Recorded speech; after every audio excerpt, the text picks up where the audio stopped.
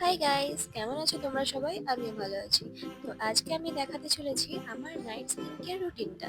ফার্স্টে আমি face wash use করি। নাইট স্কিন কেয়ার রুটিন বলতে খুব বড় একটা স্টেপ দেখাই না, জাস্ট 3-4টা স্টেপই কমপ্লিট হয়ে যায়। তো face wash is very important for every skin. আর ফেস ওয়াশ কিন্তু আমি সকালবেলা আর না রাত্রিবেলায় করি। বেশি ফেস ওয়াশ করাও কিন্তু ভালো না, স্কিন ড্রাই হয়ে যায়। তো ফেস ওয়াশ করেছিলাম হিমালয়ের ফেস ওয়াশটা দিয়ে। তো এবার বায়োটিকের যে হানি ওয়াটার একটা আছে টোনার, সেই টোনারটা দিয়ে আমি একটু স্কিনে করে নিই।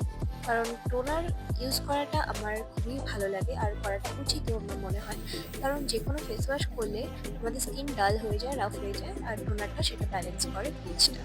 তো এবার ইউজ করছি Patanjali aloe vera gel as a moisturiser. তো ময়শ্চারাইজার তো ভেরি ভেরি ইম্পর্টেন্ট, স্কিনকে খুবই হাইড্রেট রাখে।